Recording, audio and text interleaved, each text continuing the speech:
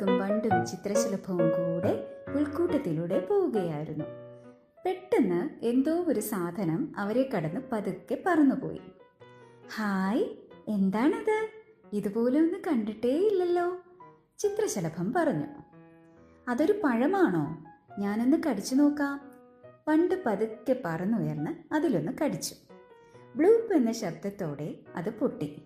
മുഖത്ത് മുഴുവൻ വെള്ളമായപ്പോൾ നാണത്തോടെ വണ്ട് തിരികെ വന്നു. അയ്യേ വണ്ടേ, അതൊരു കുമിളയാണ്. ഇങ്ങനെ തൊട്ടാലത് പൊട്ടിപ്പോകും. അപ്പോൾ അവിടേക്ക് വന്ന വിട്ടിൽ വണ്ടിനെ കളിയാക്കി. അപ്പോഴേക്കും അടുത്ത കുമിള അവിടേക്ക് പറന്നു വന്നു. ഇതിനെ ഞാൻ പിടിക്കും, ശലഭം പറഞ്ഞു. പറന്നു ചെന്ന് തൊട്ടപാടെ ആ കുമിളയും പൊട്ടിപ്പോയി. അപ്പോഴേക്കും കുറേ കുമിളകൾ കൂടി പറന്നു വന്നു. അത് കണ്ട ലേഡി ബഗ് അതിശയിച്ചുപോയി. ഇതെങ്ങനെയാണ് ഈ കുമിളകൾ വരുന്നത്? അത് ആകാശത്ത് നിന്നും പൊഴിയുന്നതാവും, വണ്ട് പറഞ്ഞു. വിട്ടിലിനിത് കേട്ടപ്പോൾ ചിരി വന്നു. ആരെങ്കിലും ഉണ്ടാക്കുന്നതാവും ഈ കുമിളകൾ. വരൂ, നമുക്ക് പോയി നോക്കാം, വിട്ടിൽ പറഞ്ഞു. അവരെല്ലാം കൂടി കുമിളകൾ വരുന്ന വഴിയേ നടന്നുപോയി. കുറെ ചെന്നപ്പോൾ കണ്ടു, അതാ അവിടെ ഒരു കുട്ടി ഒരു പാത്രത്തിലെ വെള്ളത്തിൽ ഒരു സാധനം മുക്കി ഊതുമ്പോഴാണ് ഈ കുമിളകൾ ഉണ്ടായി വരുന്നത്.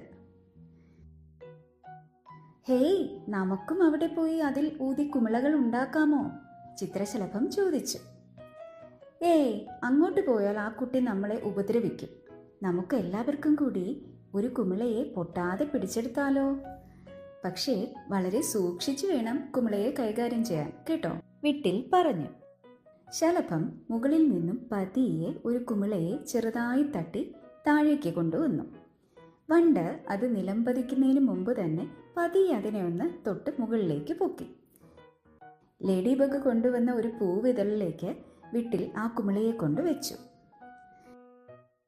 എല്ലാവരും ചേർന്ന് സന്തോഷത്തോടെ അഭിമാനത്തോടെ തങ്ങൾ പിടിച്ച ആ കുമിളയെ നോക്കി. സൂര്യപ്രകാശം അടിച്ചപ്പോൾ ആ കുമിളയ്ക്കകത്തൊരു മഴവിൽ വിടർന്നു. ഹായ്, എന്ത് ഭംഗി! ഈ കുമിളയെ എന്നും ഇനി നമ്മൾ ഇതുപോലെ സൂക്ഷിക്കും. പെട്ടെന്ന് ബ്ലൂപ്പ് എന്ന ശബ്ദത്തോടെ ആ കുമിള പൊട്ടിപ്പോയി. അയ്യോ, നമ്മുടെ കുമിള! ലേഡി ബഗിനും വണ്ടിനും കരച്ചിൽ വന്നു. ശലഭത്തിനും നിരാശ തോന്നി. അപ്പോൾ വിട്ടിൽ ചേട്ടൻ പറഞ്ഞു, വിഷമിക്കേണ്ട കൂട്ടുകാരെ, ഇത്ര നേരമെങ്കിലും ആ കുമിള നമ്മളോടൊപ്പം ഉണ്ടായിരുന്നില്ലേ? അതെന്തുകൊണ്ടാണ്? നമ്മൾ ഒറ്റക്കെട്ടായി ആ ലക്ഷ്യത്തിനു വേണ്ടി പ്രവർത്തിച്ചതുകൊണ്ടാണ്. ഇനിയും നമുക്ക് കുമിളകൾ കിട്ടും. ജീവിതത്തിലെ സന്തോഷ നിമിഷങ്ങൾ പോലെയാണ് ഈ കുമിളകൾ. അവ വരും പോകും. കയ്യിലുള്ളപ്പോൾ സന്തോഷിക്കുക, പൊട്ടിപ്പോയതിനെ ഓർത്ത് ദുഃഖിക്കാതെ ഇരിക്കുക.